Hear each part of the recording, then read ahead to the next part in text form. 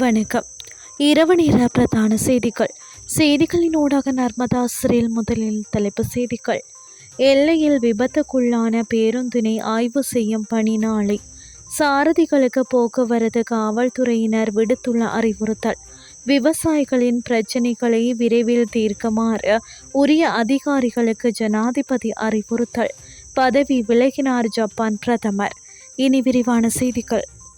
எல்ல வெள்ளவாயா பகுதியில் இடம்பெற்ற பேருந்து விபத்துக்கு தொழில்நுட்ப பிரச்சினை காரணமா என்பதை கண்டறிய அரசு பகுப்பாய்வாளர் திணைக்களத்தின் விசாரணை நிபுணர் நாளை எல்லவுக்கு சென்று பேருந்தின் பாகங்களை ஆய்வு செய்ய உள்ளதாக தெரிவிக்கப்படுகிறது. விபத்து நடந்த நேரத்தில் பேருந்து மணிக்கு 70 கிலோமீட்டருக்கும் அதிகமான வேகத்தில் பயணித்ததாக விசாரணைகளில் தெரிய வந்துள்ளது. மீட்கப்பட்ட பேருந்தின் சிதைவுகள் தற்போது எல்ல காவல் நிலையத்தில் வைக்கப்பட்டுள்ளன. இதேவேளை மோட்டார் வாகன ஆய்வாளரும் நாளை எல்லவுக்கு செல்லவுள்ளதாக மூத்த காவல்துறை அதிகாரி ஒருவர் தெரிவித்தார்.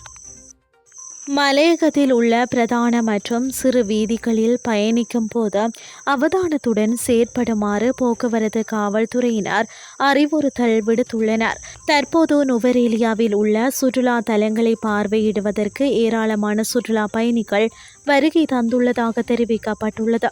சுற்றுலா பயணிகள் இடங்களை பார்வையிட்டதன் பின்னர் இரவில் வீடுகளை நோக்கி பயணிப்பதால் விபத்துகள் அதிகரித்து வருவதாக காவல்துறையினர் தெரிவித்துள்ளனர். குறிப்பாக நுவரேலியா பதுளை, நுவரேலியா கண்டி, நுவரேலியா ஹட்டன் போன்ற பிரதான வீதிகள் செங்குத்தான வளைவுகள் மற்றும் அதிக பள்ளங்களையும் கொண்டுள்ளன. இதனால் அதிகமாக வெளி மாவட்டங்களில் இருந்து வரும் வாகனங்கள் அடிக்கடி விபத்துக்குள்ளாகி வருகின்றன. இந்த நிலையில் வீதி சட்ட ஒழுங்குகளை மீறுதல், மதுபானம் அருந்திவிட்டு வாகனத்தை செலுத்துதல், அதிக வேகம் உள்ளிட்ட விடயங்களால் விபத்துக்கள் அதிகரித்து வருகின்றன. இதன் காரணமாக நுவரேலியாவுக்கு சுற்றுலா வரும் புதிய சாரதிகள் வீதிகளின் நிலை அறிந்து அவதானமாக வாகனங்களை செலுத்த வேண்டும் என நுவரேலியா காவல்துறையினர் அறிவுறுத்தல் விடுத்துள்ளனர். விவசாயிகளின் விவசாய நிலங்கள் தொடர்பான பிரச்சினைகளை தீர்ப்பதற்கான முறையான பொறிமுறையை வகுக்குமாறும் ஜனாதிபதி அனுரகுமார திசாநாயக்க உரிய அதிகாரிகளுக்கு அறிவுறுத்தியுள்ளார். மொனராகலை மாவட்ட செயலகத்தில் நடைபெற்ற மொனராகலை மாவட்ட விசேட ஒருங்கிணைப்பு குழு கூட்டத்தில் உரையாற்றும் போதே ஜனாதிபதி இதனை தெரிவித்துள்ளார். அத்துடன் இந்த ஆண்டு புதிதாக 62,000 பேரை அரசு சேவையில் இணைத்துக் கொள்வதற்கு அனுமதி அளிக்கப்பட்டுள்ளதாகவும் ஜனாதிபதி அனுரகுமார திசாநாயக்க தெரிவித்துள்ளார். இனி வெளிநாட்டு செய்திகள். ஜப்பானிய பிரதமர் ஷிகெரு இசிபா பதவி விலகுவதாக அறிவித்துள்ளார்.